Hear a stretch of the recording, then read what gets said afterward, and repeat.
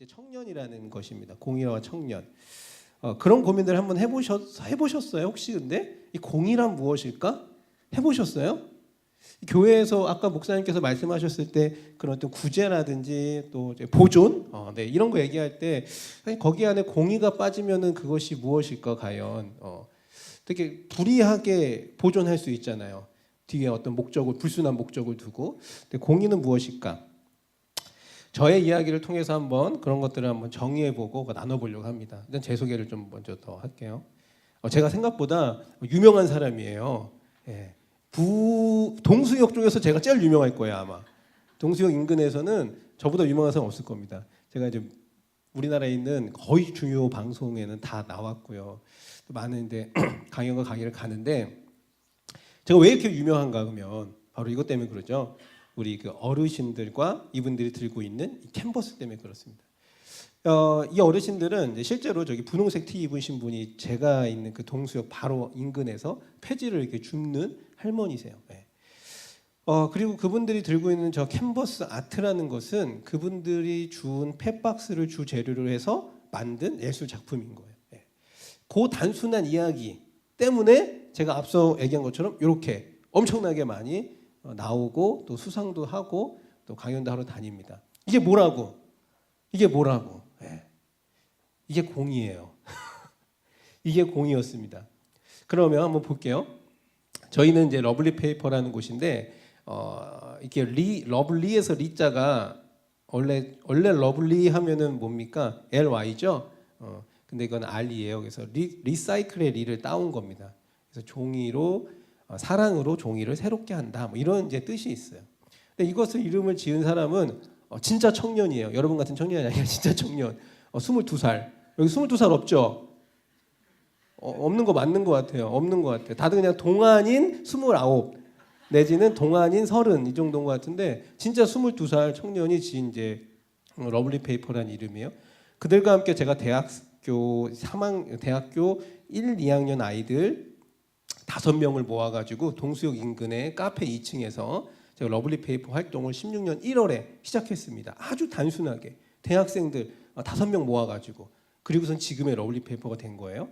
그 이야기를 한번 제가 들려보도록 하겠습니다. 2018년 8월 21일 여러분이 러블리 페이퍼를 아직도 모르신 것 같아서 러블리 페이퍼는 그날 실시간 검색 N 포털에서 1위를 했어요. 예. 혹시 이거 보신 적 있으세요? 있어요? 어떻게? 그냥요? 반갑네 그래도. 이게 알아준 사람이 있다라니 고맙네요. 네. 이게 하나님의 역사예요. 어떻게 증명할 수 있어요?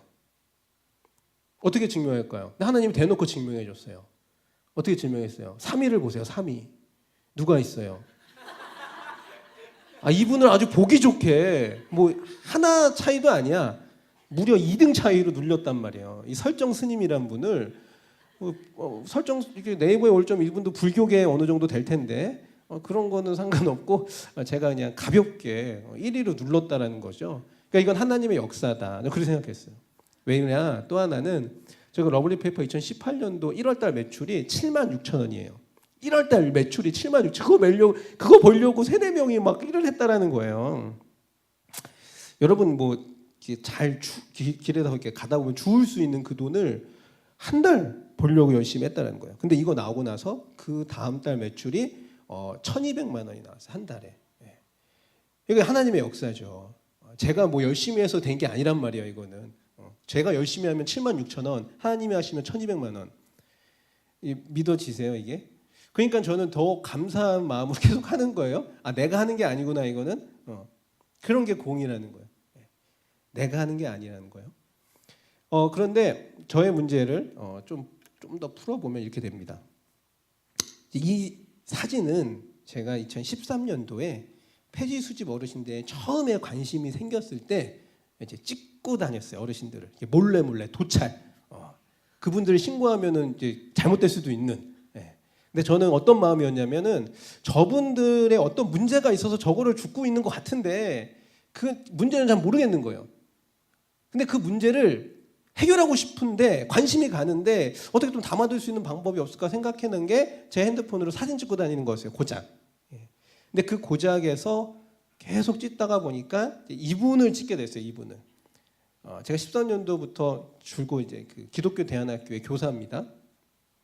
선생님으로 이제 근무를 하고 있는데 근무 이제 출근하는 길에 이분을 만나게 된 거예요. 이것도 가깝습니다. 이제 부평 동수역에 넘어가는 거리인데 거기서 이렇게 펫박스를 허리에다 메고 머리에 이국에 올라가신 분을 보고 나서 제가 그 동안에 찍었던 폐주임 어르신들의 사진하고 사뭇 다른 어떤 위태롭고 매우 불안전한 모습을 이제 느끼게 돼요.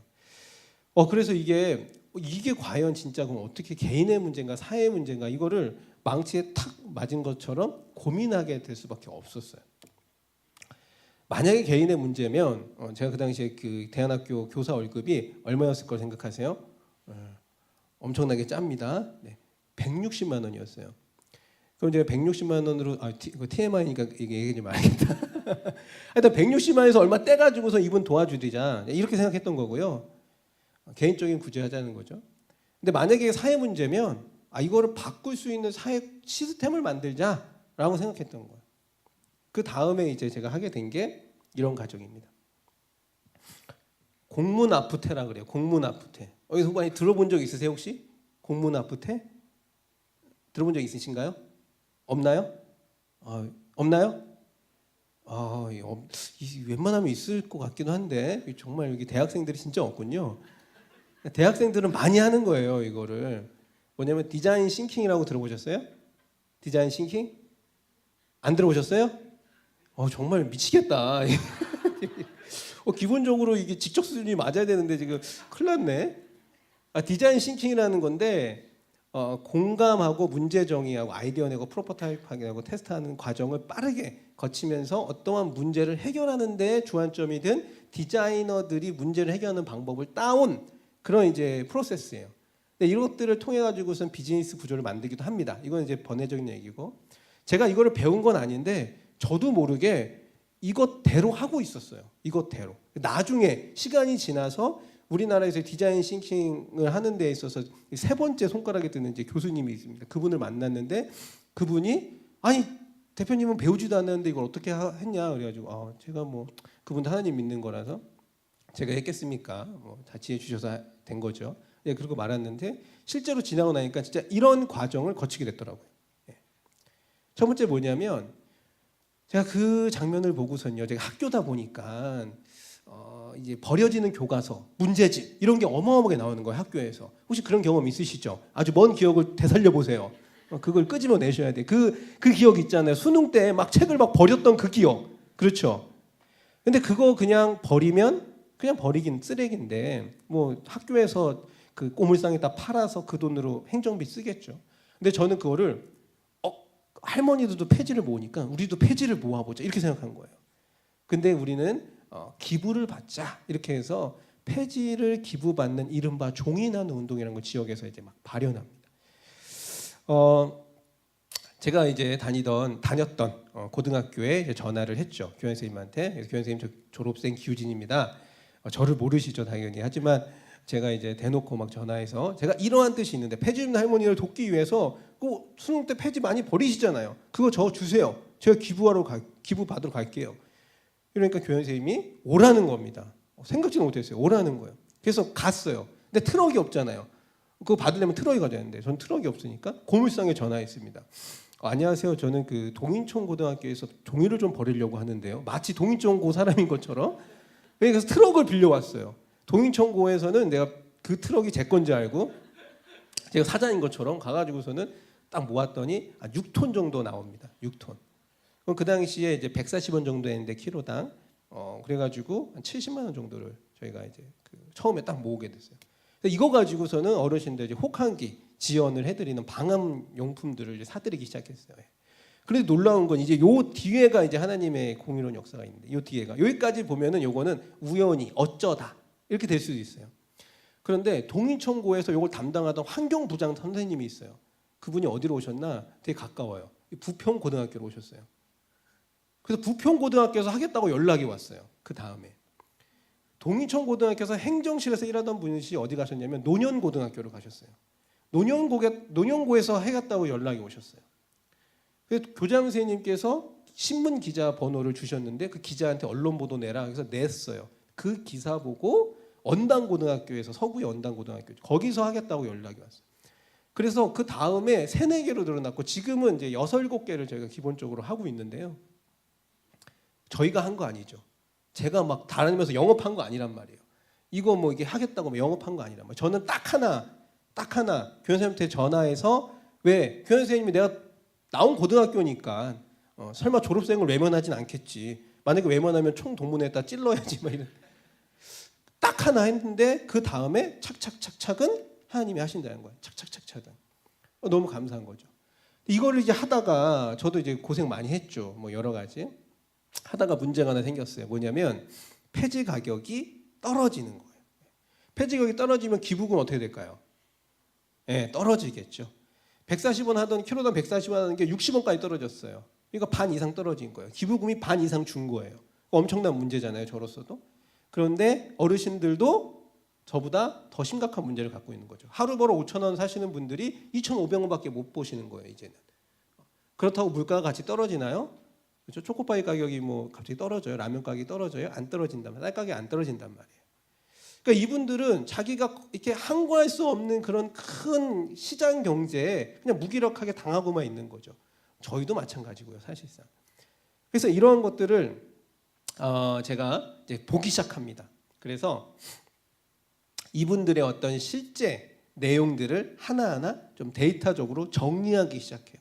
왜냐하면 이분들이 왜 폐지를 주우실까라는 문제가 상당히 중요했어요. 이걸 잘 정리해야지 다른 사람한테 기부도 요청할 수도 있고 그다음에 그분들의 폐지 가격이 떨어지는 것들을 역으로 상쇄할 수 있는 방법도 고안할 수 있을 거라는 생각이 들었어요. 그래서 이분들이 왜 폐지를 줍고 있냐를 잘 살펴봤더니 이것이 사회 문제더라고요. 왜 사회 문제냐?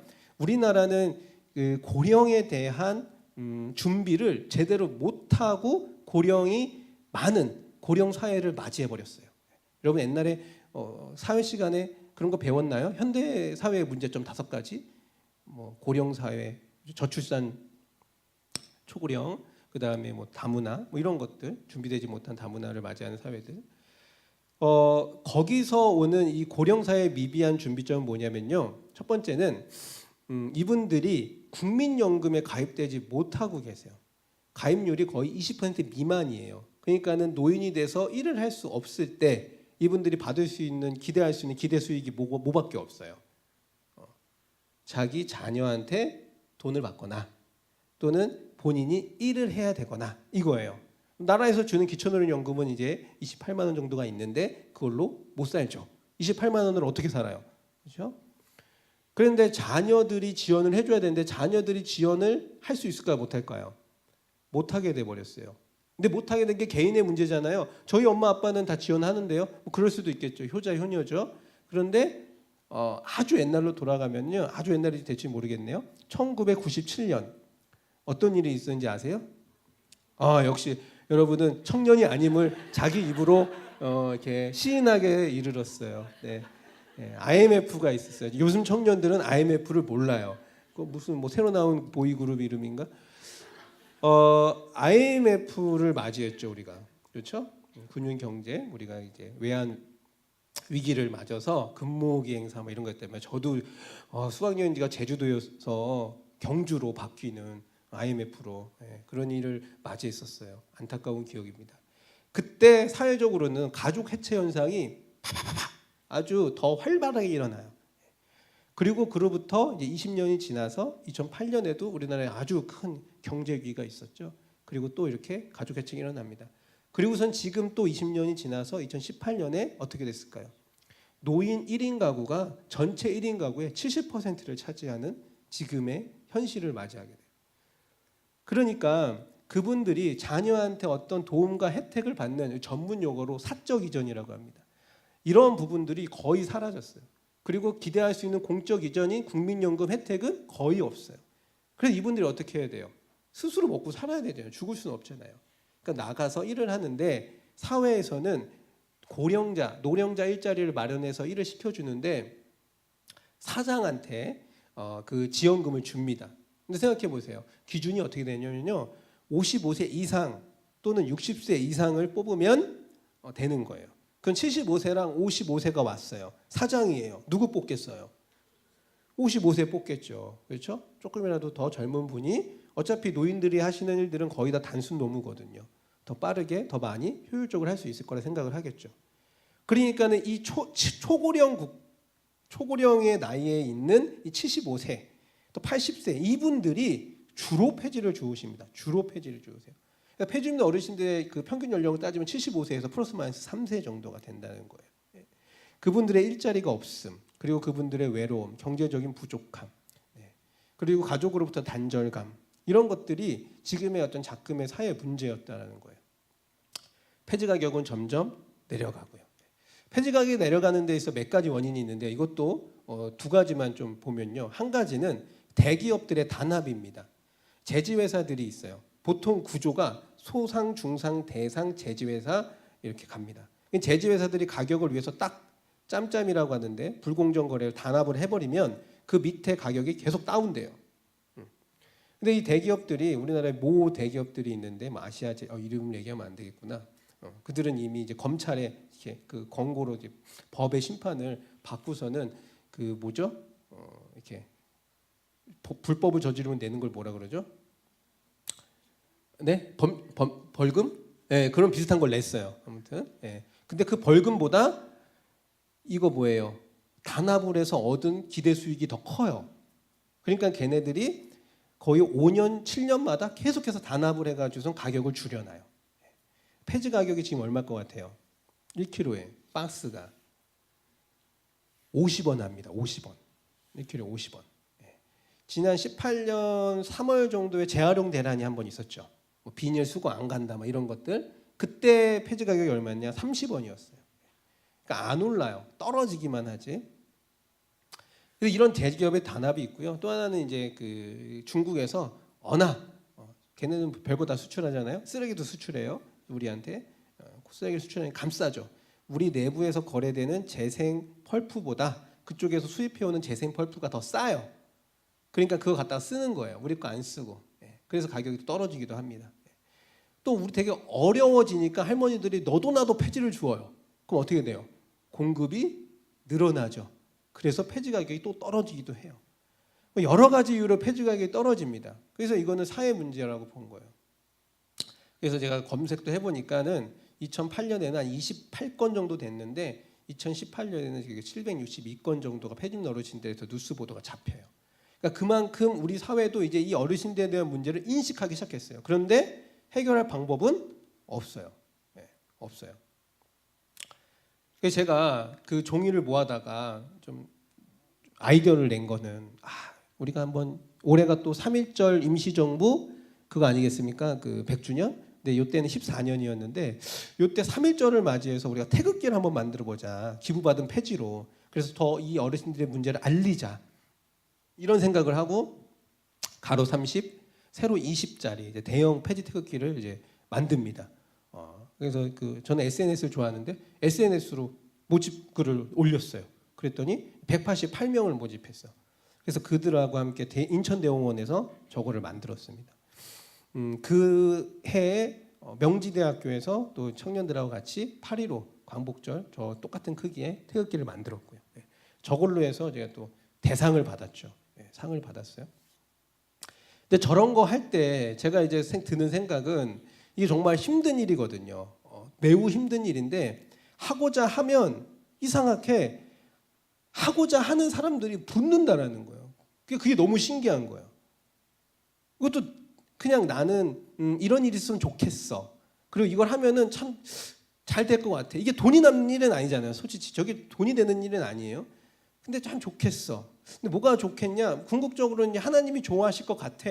왜? 많은 사람들이 폐지입는 어르신들에 대한 이슈를 다시 알고 그들을 이웃에서 돌보기 위한 어떤 액션들을 취할 수도 있잖아. 근데 그 뜻이었는데 정말 생각지도 못하게 이것들을 같이 하고자 하는 사람들이 많다라는 거예요. 새삼 느끼는 거죠. 이게 되는구나. 제가 잘해서 되는 건 아니었습니다. 여전히. 그래서 이러한 되는 구조를 가지고서는 쌀 뭐 이런 것들을 다 방충망도 갈아드리고 같이 이제 이렇게 평상도 놔드리고 영화도 보여드리고 그다음에 이렇게 하고 있었어요. 근데 아까 얘기한 것처럼 폐지 가격이 떨어지면서 우리도 같은 문제에 놓였다 그랬잖아요. 그래서 이것들을 같이 해결해 볼 수 없을까라고 생각한 게 바로 이겁니다. 박스죠, 박스. 그래서 그분들한테 박스를 직접 구매해요.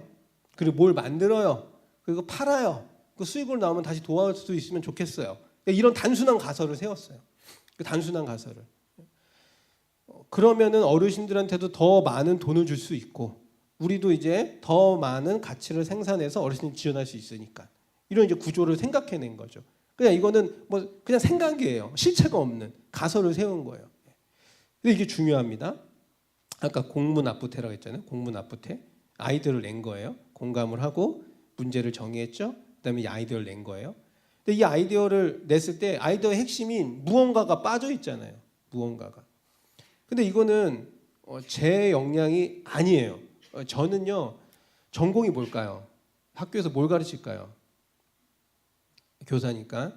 뭘 가르치는 것처럼 보여요? 뭘 가르치면 저한테 잘 배우겠어요? 수학이요? 네. 1 더하기 1 이 정도는 가르칠 수 있어요. 거기 X가 들어가는 순간 힘듭니다. 또 수학은 아니에요. 네. 선물을 하나 드려야겠다. 마친 사람은 저기 이제 전시되어 있는 캔버스를 아무거나 하나 가져갈 수 있는 그런 이제 혜택을 드리도록 하겠습니다. 우리나라 사람들은 뭐 이렇게 걸어야지 너도 나도 하겠다고 뭐 좀 이렇게 하지. 네? 도덕이요? 도덕? 국어? 아니에요. 윤리 영어 아니에요. 체육 누구예요? 체육. 근데 체육 반 맞췄어요. 대안학교는 여러 가지 다 가르치기 때문에 체육도 가르쳤어요. 네? 중국어 3분의 1 맞췄어요. 네. 기술 과정 아니에요. 네. 기술 과정은 뭐예요? 네. 중국어로 체육을 가르친다고요? 네. 네? 한국사 딩동댕동. 어떻게 알았죠?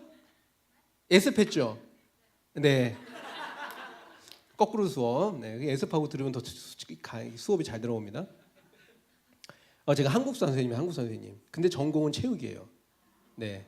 제가 체육학과로 이제 그 대학을 갔다가 가니까 맨날 대가리만 막는 거예요. 운동을 안 가르쳐줘요. 이건 아니다 싶어가지고서는 2학년 마치고 군대 갔다 와서 중국으로 창업을 하러 갑니다. 중국에서 CCTV 만드는 회사를 이제 차려가지고서는 하다가 6개월 만에 말아먹었어요. 그래서 그 해 결혼하고 다시 이제 넘어갔어요. 26살에 중국에서. 그래서 중국에 가가지고서는 중국어를 배웁니다. 니하오, 니지야 셔머 밍즈. 네, 배운 지 너무 오래돼서 이거밖에 못해요. 근데 그래서 중국어를 배우고 와가지고선 중어중문학과로 전과를 했어요. 근데 전 청소년이 너무 좋은 거예요. 청소년이. 그래서 청소년 지도를 복수했습니다. 복수 전공을. 그래서 대안학교에 가가지고서는 제가 했던 체육도 가르치고요, 중국어도 가르치고요. 사회 역사는 왜 하냐면 먹을 게 제가 이제 밥벌이를 해야 되는데 체육 갖다 밥벌이 할 수 없어서 사회하고 한국사를 좋아했어요. 제가 중고등학교 때. 그래서 그거를 학원 가서 한 3년 가르쳤습니다. 그래가지고 이제 가르칠 줄 알아서 대안학교에서 사회하고 한국사 가르치고 중국어도 가르치고 청소년 지도를 전공했기 때문에 애들 이제 기획하고 프로그램 짜서 비전 트립 보내고 막 이런 거 하고 고3 담임을 제가 계속 했어요. 2011년부터 지금까지. 그래서 진로 진학. 그래서 제가 대학교 애들 보내고. 근데 무슨 얘기 하다 그랬지? 이렇게 생활을 이제 하고 있었어요. 계속 하고 있었어요. 죄송한데 이게 있어야 제가 빠져도 다시 올 수 있어요. 네, 이게 있어야. 네, 이렇게 제가 이런 거하고는 전혀 관계없는 전공을 갖고 있었단 말이에요. 예. 그래서 어떻게 제가 할 수 있는 건 딱 하나, 이거 검색. 그래서 무한 검색을 하기 시작합니다. 종이로 만들 수 있는 건 뭐가 있을까? 무한 검색을 했어요. 뭐 네이버, 카카오톡뿐만 아니라 구글 번역해서 다 돌렸어요. 그래서 찾은 게 남산로에서 한 그 만화가가 자기가 어렸을 때 택배 박스로 캔버스를 만들어 가지고선 자기 그림 그렸던 거를 블로그에 올려놨어요. 이거다. 그래서 만화가한테 이제 연락을 해서 맨 처음에 블로그를 보고서는 이제 그 만들어 봤는데 잘 안 되더라고요. 그래서 만화가한테 연락을 해서 좀 도움을 받고 이제 됐어요. 이런 과정을 이제 거치게 되면서 우리 대학생들, 아까 제가 얘기했던 그 대학생들을 만나서 이것들을 하나하나씩 이제 끄집어내서 실제로 결과물을 만들어낸 게 2016년 1월인 거예요. 예. 그래서 이 친구들 다 이게 청년이죠. 얼마나 풋풋해 보여요. 젊어 보이고. 네. 이분들이 청년이에요. 근데 이분들도 지금 이제 많이 나이가 좀 들었겠구나. 그래서 이분들하고 같이 이제 16년 1월에 그 동수역 인근 카페에서 푸른 꿈 카페라고 있어요. 예. 시간 되면 오세요. 그쪽에서 만나서 이걸 한 거예요. 예. 엄청난 시행착오가 있었죠. 정보도 한정적이고. 예. 하지만 계속했어요. 계속해서 만들어낸 게 이제 바로 이렇게 과정을 거칩니다. 뜯고 자르고 붙이면 돼요. 어디서 많이 좀 비슷하죠. 뜯고 자르고 붙이면 돼요. 예. CF에 뭔가 이제 떠오르는 게 있을 텐데 그런 것처럼 쉬운 과정을 거치면 이런 생산품들을 제가 만들어냅니다. 이게 캔버스예요. 뒷면이 이제 박스죠. 그걸 이제 천으로 씌운 거예요. 대단한 기술이 있는 것도 아닙니다. 예. 제가 이거 가지고서 많은 공모전 나가고 이러면요, 맨날 심사위원들한테 까여요. 왜 그럴까요? 아니 4차 산업혁명 시대에 지금 말이지 뭐 이거 가지고 뭘 하겠다고 이렇게 까인단 말이에요. 그럼 제가 한마디 꼭 하죠. 4차 산업혁명 시대엔 노인들은 없습니까? 4차 산업혁명 시대 그분들의 일자리는 어떻게 됩니까? 이렇게 역으로 제가 이제 물어보거든요. 그분들 이제 할 말 없죠. 난 점수 안 받아도 되니까 저는 제 할 말 하고 나오는 스타일이니까. 그래서 저거를 만들어 가지고서는 이런 이제 작품들을 이제 가는 거예요. 네, 이렇게 뭐 여러 가지들을 저 나름대로 이제 여러 가지를 이제 만들어 봅니다. 근데 이 과정에서 아까 얘기한 것처럼 놀라운 게 하나 또 있어요. 저는 이제 항상 생각만 하고 저지르면은 이거를 만들어 놓고 그림을 그려야 되는데 그림 그려줄 사람이 없는 거예요. 제가 그리면 큰일 나요. 누가 사가겠어요. 차라리 빈 게 낫지. 그래서 이거를 그려줄 사람을 구해보자 생각해서 SNS에다가 카드뉴스 만들어서 그냥 던져버렸어요. 그게 이제 16년 2월 구정 때인데 그 딱 던지자마자 구정 때 사람들이 그렇게 할 일이 없어요. 다 이것만 하고 있나 봐요. 엄청나게 공유가 돼가지고서는 4시간 만에 150명이 이걸 신청하셨어요. 그래가지고 이걸 딱 잘라버리고 그분들하고 함께 1년 프로젝트로 이제 갑니다. 그래서 분기마다 40명씩 나눠가지고 1년의 전시회를 거쳐요. 그러면서 사회적 기업으로 가는 그 첫걸음을 이제 뛰게 됩니다. 저도 그때는 이게 사회적 기업으로 잘 될 수 있을까? 의문점이 많았죠. 그런데 그건 제 생각이고 이제까지 제 경험을 통해 보면 이건 제가 하는 일이 아니라고 생각했어요. 당시 저도 이제 기독교 대학교 교사였기 때문에 제가 그것에 시간을 쓰는 것 자체가 주간 시간에는 거의 힘들어요. 쉬는 시간, 네, 잠깐 그 팀원들하고 얘기한다던가 저녁 시간에 제가 가서 방문해서 얘기한 이 정도 시간밖에 안 돼요. 그러니까 제 우선순위는 원래 가족, 학교, 러블리 페이퍼 이렇게 됐는데 이거 하면서 우선순위가 완전히 바뀌어 버렸어요. 러블리 페이퍼가 가장 우선순위가 된 거예요. 그래가지고 이러면 안 되는데 삶의 균형 우리 워라벨 나는 가정적인 남자여야 돼, 가정적인 아빠여야 돼 이런 어떤 그런 게 있어요. 저희 아빠가 그러지 않았기 때문에 저라도 그래야 된다는 그런 선입관이 있어요. 피해 의식이죠. 그런데 이걸 하면서 계속 집에 늦게 들어가고 이러니까 우리 아이들이 너무 싫어했어요. 그래서 방법을 바꿨죠. 내가 이것을 잘하기 위해서 이 일을 나의 우선순위로 올려놓지 않고 잘하려면 도대체 어떻게 잘해야 되는가? 결국은 내가 잘해야 하는 게 아니라 우리 주변에 있는 사람들과 같이 잘해야 된다는 거였어요. 그래서 팀원을 다시 모으기 시작했어요. 근데 이렇게 돈 안 되는 일에 누가 할까요? 그때 저 혼자 하고 있었을 텐데 이렇게 돈 안 되는 일에 누가 할까요? 근데 불현듯 전화가 한 통 온 거예요. 여보세요, 러블리 페이퍼죠? 네. 그러니까 제가요 폐주임 어르신들한테 관심이 있는데요. 제가 이런 일에 같이 할 수 있을까요? 이렇게 만나자. 그래서 만났어요. 내가 줄 수 있는 월급은 60만 원이다. 그리고 내가 이것저것 일을 물어오면은 더 추가로 줄 수 있다. 하겠냐? 그러니까 본인이 하겠대요. 그래서 했습니다. 그 친구와 같이 17년부터 그 친구하고 둘이 저랑 그 동수영 옆에다가 사무실 얻고 이제 둘이 해야 되니까 사무실 얻고 본격적으로 이제 하기 시작한 거예요. 재능 기부 작가들이 한 80여 분 계신데 그분들한테 캔버스 만들어서 보내고 받고 인터넷에 올리고 팔고 그러다 보니까요 생각지도 못한 곳에서 계속 연락이 와요. 그러니까 그 부분이 나는 하나님이 하신 거라고 생각이 들어요. 왜냐하면 제가 할 수 있는 시간이 없다니까요. 애들 가르치고 있고 뭐 할 수 있는 시간이 없어요. 그 친구도 그냥 떨어지는 일. CJ라는 곳에서 연락이 옵니다. CJ 아시죠? CJ. 거기 연락이 와서 우리 같이 한번 그 프로젝트를 한번 해보자. CJ라는 그 대기업에서 아무것도 없는 우리 같은 동네 기업에 뭘 하가 이 박스를 만들어서 키트를 만들어 보자 그랬어요. 그래서 앞서서 얘기한 이런 이제 키트를 CJ하고 같이 만들어 본 거예요. 이게 아주 핫템이 됐습니다. 그래서 CJ에서 계열사들 다 하고요. 그리고 올해는 또 SK 하고 계열사들 다 진행을 해줍니다. SK하고. 혹시 SK 다니신 분들 계세요? SK? 인천에 그 SK? SK 오케이? 오케이 SK인가? 네. 하여튼 SK하고 같이 해요. SK하고 같이 쭉 할 예정입니다. 그러니까 제가 할 수 있는 게 아님에도 불구하고 계속 되는 일을 보면 아 이거는 하나님이 하시는 거다라고 밖에 생각할 수밖에 없는 거예요. 그럼 생각해 보세요. 제가 한 건 뭐예요? 시간 낸 거예요. 시간 낸 거예요. 그리고 그 다음에 그 마음, 아 이분들과 같이 이제 해야겠다는 그 마음 가진 거예요. 그리고 이제 하다 보니까 아이디어가 생겨난 거고, 예. 그래서 아까 얘기했던 그 프로토타입이라는 거 만들어 본 거고 테스트한 거예요. 여기까지는 우리가 어느 정도 계획을 세워서 해볼 수 있는 거예요. 해보는 거예요. 그 다음에 이거를 막 되게끔 만들어 주는 거, 그거는 모르겠어요. 저의 일은 아닌 것 같았어요. 결국은 저는 그건 하나님의 일이라고 생각했어요. 어르신들하고 여행도 가고, 네. 그래서 이러한 그 멘트를 제 머리에서 빵 하고 생겨나게 됩니다.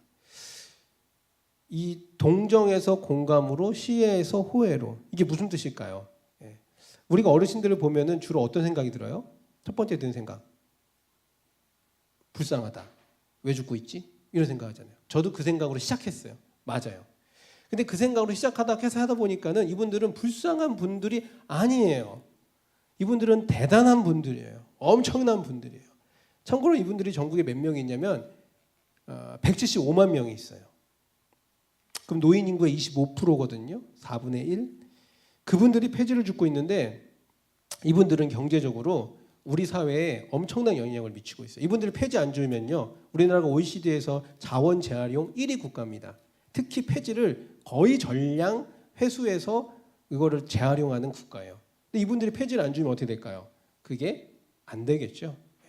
그런 제지 회사들은 어떻게 될까요? 수익을 남게 되니까는 인건비를 줄이겠죠. 그러면 일자리를 잃겠죠. 누군가는.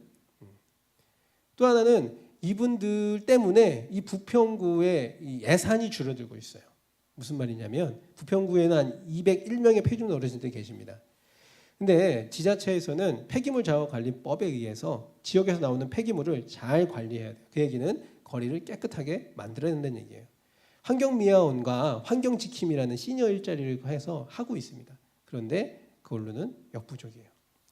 그런데 이분들이 그것들을 거리에서 모아다가 그 재활용 집화장에 전달하기 때문에 실제로 이분들이 하는 활동을 경제적으로 산출하면 해마다 50억 원을 줄일 수 있어요. 50억 원을. 그러니까는 이분들은 상당히 경제적인 활동을 하고 있는 건데 처우는 어떻다? 아니다. 사회적으로도 마찬가지죠. 이분들은 고령 사회에서 나라의 지원이나 자녀의 지원을 받지 못하는 되게 외로운 집단들인데 자신들이 나가서 돈벌이를 스스로 하면서 자립을 한다는 거예요. 그거를 이제 우리가 놓치고 있는 거죠. 저분들이 왜 폐지를 줍지? 아, 불쌍하다. 이런 현상에만 집중하게 되는 거예요. 그게 아니라 실제로는 그분들이 폐지를 주우면서 나타나는 사회적 절감 효과가 있다라는 거예요. 마지막으로 환경적으로는요. 이분들은요. 나무를 심는 사람하고 똑같아요. 왜냐하면 자원 재활용을 하잖아요. 만약에 여러분이 분리배출하거나 자원 재활용하면 칭찬받겠죠. 환경을 보호하는 우리 어린이 이렇게. 그런데 어르신들이 하면 불쌍한 행동이다. 요거는 매칭이 안 되는 거죠. 이분들도 마찬가지로 환경을 보호하고 계시는 것은 동일하다는 얘기예요. 수치로 얘기하자면 이분이 한 분이 1년에 9톤 정도의 폐지를 수거하는데 이것은 158그루의 나무를 보존하는 효과가 있어요. 여러분들 중에 1년에 한 번이라도 나무를 심어본 적 있으세요? 없으시죠? 네, 심자고요. 진짜 심자는 게 아니라 폐지 줍는 할머니 할아버지 도와주면 심는 거랑 똑같은 거예요. 그래서 이분들은 경제적, 사회적, 환경적으로도 충분히 가치 있는 활동을 하고 계신다. 그래서 멋있다 라고 생각해 볼 수 있다는 거예요. 그게 동정에서 공감으로 생각을 바꾸는 지점이에요. 아직도 이분들을 보고서는 불쌍하다, 연미 이렇게 보면 안 된다는 거죠. 일례로 엄마하고 딸하고 둘이 길 가고 있는데 할머니가 나왔어요. 폐 줍는 할머니가. 딸이 묻습니다. 엄마한테. 엄마, 저 할머니 너무 힘들어 보여. 너무 불쌍해. 어떡하지? 엄마가 그래 맞아. 저 자식들은 뭐 하나 몰라. 우리는 그러지 말자. 너 안 그럴 거지? 그러지 말자. 저 할머니가 저렇게 폐지를 줍고 가는데 우리가 가서 좀 도와드리자 하는 엄마가 있을 거고, 어떤 엄마는 그래 저 할머니 대단하시다. 저기 폐지를 어떻게 저렇게 모으셨을까? 저분이 저렇게 폐지를 모아서 갖다 주면 저게 재활용되는데 너 북극곰 좋아하잖아. 너 북극곰 살릴 수도 있어. 저분 때문에. 저분 대단한 분이야. 이렇게 얘기하는 엄마도 있을 거란 얘기예요. 어떤 부모가 되고 싶지 않을 거죠. 그러니까 저는 후자를 선택한 거예요. 그런 부모, 그런 세상을 만들고 싶은 게 러블리 페이퍼가 얘기하는 동정에서 공감, 시에서 호혜라는 뜻입니다. 그래서 그분들을 자원재생 활동가라고 불러주면 어떨까라고 이야기를 한 거예요.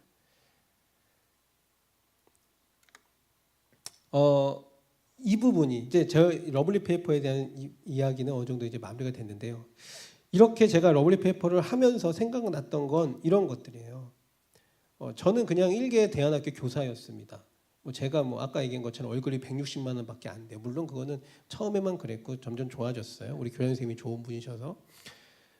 좋은 분이 처음부터 왜 그랬을까 근데 생각해 보니까 그러네요.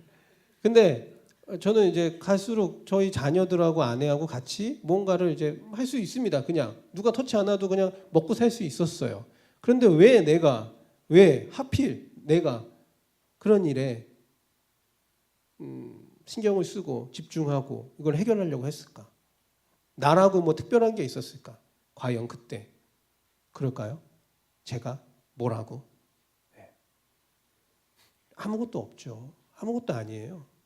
제가 뭐라고 여기 앞에 서서 여러분한테 이런 러블리 페이퍼를 얘기할 수 있겠습니까? 그거는 제가 아니라 하나님께서 해오신 것들이 있기 때문에 얘기할 수 있는 거죠.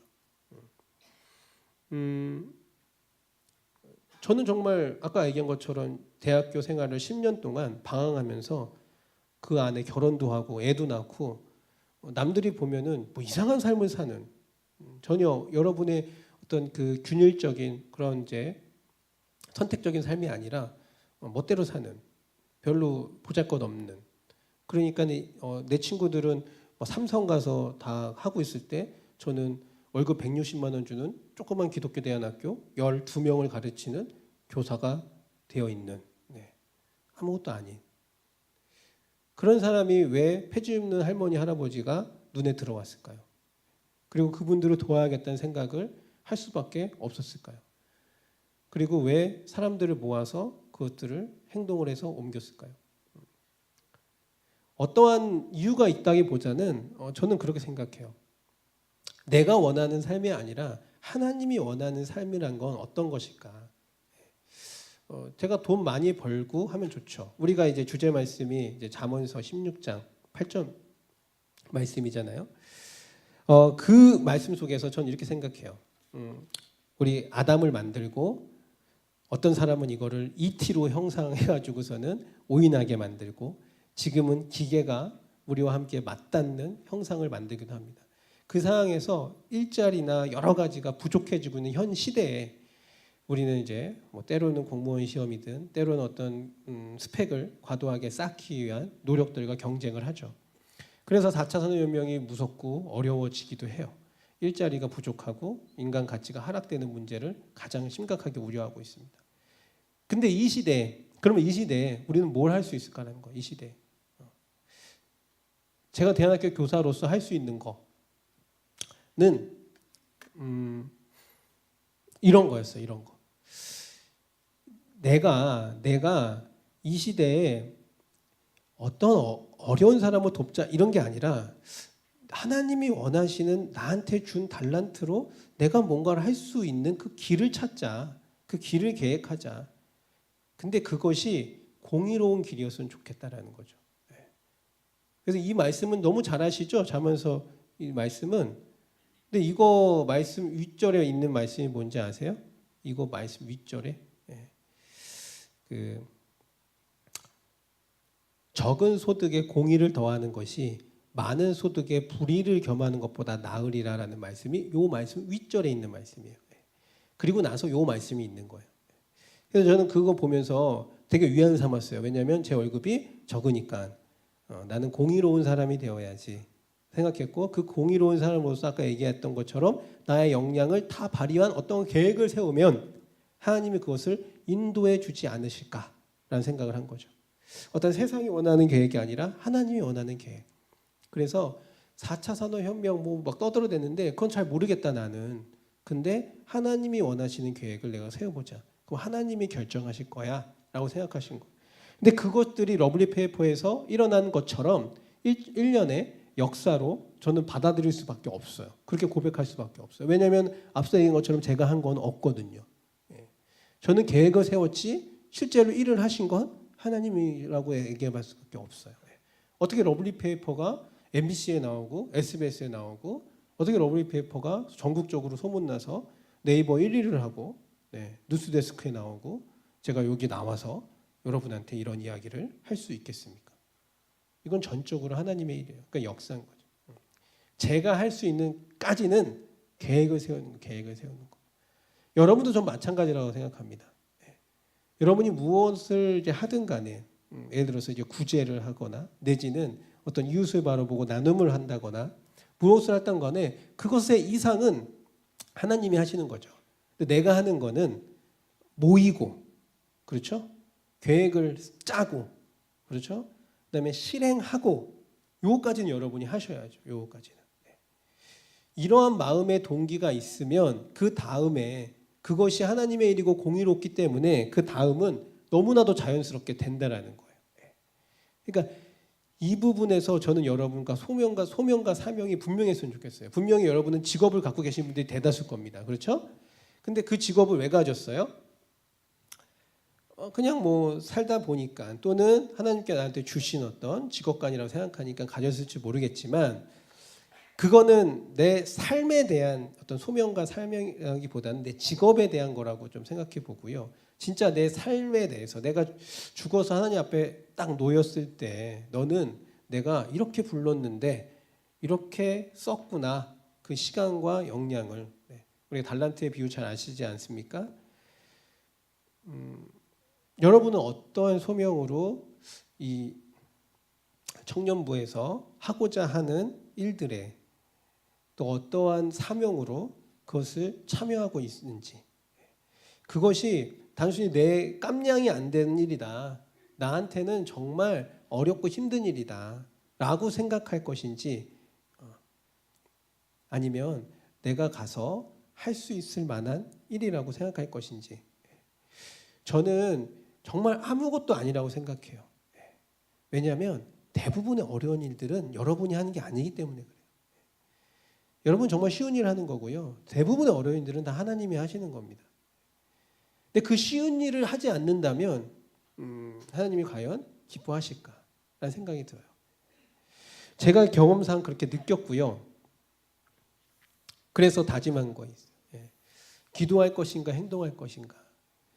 제가 백날, 저는 이제 하나님을 21살, 2002년도 아시죠? 2002년도에 무슨 일이 있었죠, 우리나라에?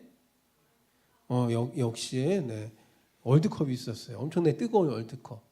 그때 2002년 7월 4일 저는 하나님, 예수님을 영접합니다.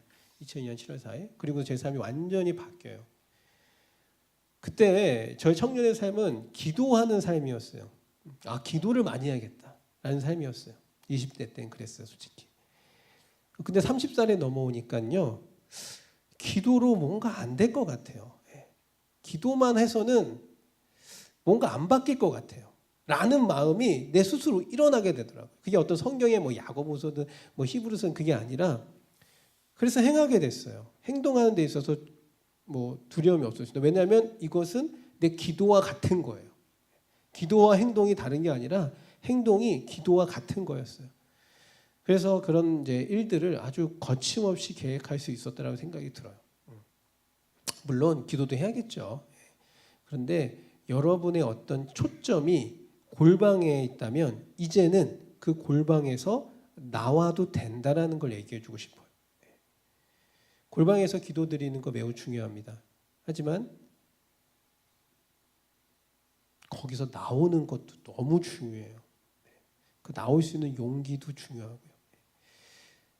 세상과 부딪혀야 돼요. 그래서 여러분이 바꾸고자 하는 세상이 있는지 모르겠지만 그 세상을 만들어 봐야 되는 거예요. 여러분이 누구와 함께, 하나님과 함께 그걸 접해보고 느껴본 공동체와 개인은 그 다음은 정말 설레는 삶을 살 수밖에 없어요. 다음에 무슨 일이 생길까? 다음에 어떤 일이 나한테 들어올까? 라는 그 설렘으로 살 수밖에 없어요. 자기가 경험해봤기 때문에, 내가 알기 때문에, 내가 뭘 하면 이렇게 될 거란 기대가 있기 때문에 그 기대를 기도로 채우면 되는 거죠. 그래서 저는 여러분이 분명히 이 부분에서도 집중을 하셔야 된다는 걸 말씀드리고 싶습니다. 하다 보면 제가 지금 기독교 대안학교를 그만뒀습니다. 올해 2월 28일부로 퇴사를 했어요. 러블리페이퍼 대표만 합니다. 근데 러블리페이퍼는 제 월급을 줄 수 있는 재무 구조는 아직 안 돼요. 직원이 4명이 있는데요. 그 4명 월급 주기도 좀 빠듯해요. 하지만 제가 그만둘 수밖에 없는 이유는 뭘까요? 이 러블리페이퍼 사역에 더 집중할 수밖에 없어요. 왜냐하면 일이 너무 많아졌기 때문에. 근데 제 월급은 거기서 안 나와요, 지금. 매우 불안하겠죠. 더군다나 저는 3월 달에 이사를 갔어요. 좀 이렇게 집을 넓혀서. 그러니까 대출 이자가 더 많아지더라고요. 엄청나게 경제적으로 어렵고 힘든 상황에 놓일 수밖에 없는데도 제가 거기를 나올 수밖에 없는 거. 그건 저거랑 마찬가지예요. 내가 설령 빵원을 벌지라도, 설령 내가 영원을 벌지라도 내가 공의를 겸하고 있으면 그 어떤 누군가가 불의를 겸해서 많은 소득을 하는 것보다 낫겠다라는 생각을 하게 된 거예요. 그리고 그 일을 절대로 놓지 않고 계속해서 할 수 있는 시스템을 만들어가는 것, 거기서 한 발짝 더 업그레이드하고 또 다른 세상을 만들 수 있는 것에 대한 지혜, 이런 것들을 계속 주시기 때문에 그런 부분들을 갖고서는 이제 간다라는 거예요. 여러분이 살면서 돈을 선택할 때가 사실 많지 있잖아요. 시간을 선택할 때가 많이 있잖아요. 그냥 현실적인 문제 예를 들어봅시다. 청년부에서 뭘 하려고 하는데 그 시간에 돈과 시간이 나한테 기회비용으로 주어져요. 그 누군가는 그거를 따라갈 수도 있죠. 그를 정죄하는 건 아닙니다.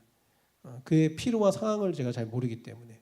그런데 누군가는 그걸 내려놓고 이 일이 공의로운 하나님의 일이라면 그걸 선택해서 할 수도 있다라는 거예요. 여러분한테 청년일 때는 항상 이 시간과 돈에 대한 고민들을 계속 할 수밖에 없어요. 이게 기준과 가치 판단에 되게 중요한 핵심 키워드이기 때문에 그래요.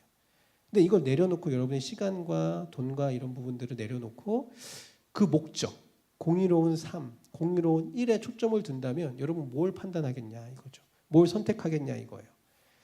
저는 상관없이 이거라는 생각하게 됩니다. 이런 연습이 된 사람, 이런 훈련이 된 사람, 이런 경험을 가지고 있는 사람들은 나중에 여러분이 결혼을 해서, 저도 결혼을 해서, 제 결혼 몇 년 차처럼 보여요? 13년이 됐어요, 결혼한 지. 정말 오래됐어요. 13년. 우리 목사님하고 비슷해요. 근데 제가 애는 훨씬 더 빨리 낳았어요. 네. 그렇죠. 네. 그렇게 오래 한 건 아니지만 결혼 생활 하다 보면 그 다음 행보들을 계속 고민할 때가 됐는데 그때 시간과 돈에 쫓겨서 잘못된 판단과 선택을 하지 않는다라는 거예요. 오로지 그 현명한 속에서 하나님이 주신 그 공의로움을 바로 직면할 수 있는 선택을 한다라는 거예요. 그래서 누군가가 저한테 묻습니다. 대표님 꿈은 뭡니까? 라고 하면 제 꿈은 러블리페이퍼를 대박나게 하는 게 아니라 러블리페이퍼는 뭐 러블리페이퍼대로 가지만 그거는 제가 하지 않아도 된다라는 거고 제가 지금 계획을 세워야 되는 그 꿈은 학교를 세우는 거예요. 하나님을 믿는 자녀들이 다녀서 세상을 바꿀 수 있는 여러 프로젝트를 할 수 있는 학교, 그런 학교를 세우는 게 제 계획이에요. 제 꿈이고요. 분명히 저는 러블리페이퍼의 경험이 있기 때문에 이 계획을 하나님께서 완성해 가라고 하는 그 믿음이 있습니다. 왜냐하면 그 계획에서도 저는 돈을 많이 못 벌 것 같거든요. 물론 돈을 많이 못 번다고 해서 그게 공의로운 그런 건 아닙니다. 수학적으로 여기 그 참은 아니에요. 그래서 여러분도 한번 도전해봤으면 좋겠어요. 저는 지금 이렇게 시간이 있을 때, 솔직히 결혼해서 애 낳으면요 시간 없어요. 미안한 말이지만 정말 너무 힘들었어요. 네, 애 보느냐고 13년간이 쉽지 않았습니다. 청년한 때 그 열정을 다 쏟아부을 수 있다면 한번 쏟아보는 거 좀 좋다고 생각이 들어요. 그러면 어느 때가 됐든 그때 하나님께서 부르실 때에 여러분은 아주 좋은 판단, 좋은 선택을 하실 수 있는 경험이 될 겁니다. 지역에서 구제를 하는 것, 저는 그 이상이 우리 그 청년부에 있을 거라는 생각이 들거든요. 구제 그 다음이, 지금은 구제를 보고 있지만 구제 그 다음이 있을 거라고 생각이 들어요. 그 다음은 여러분이 아직은 잘 모르시겠죠. 그래서 구제를 계획해 보시면 하나님께서 그거를 완성해 가실 거고 그 다음의 것을 분명히 보여주실 거예요.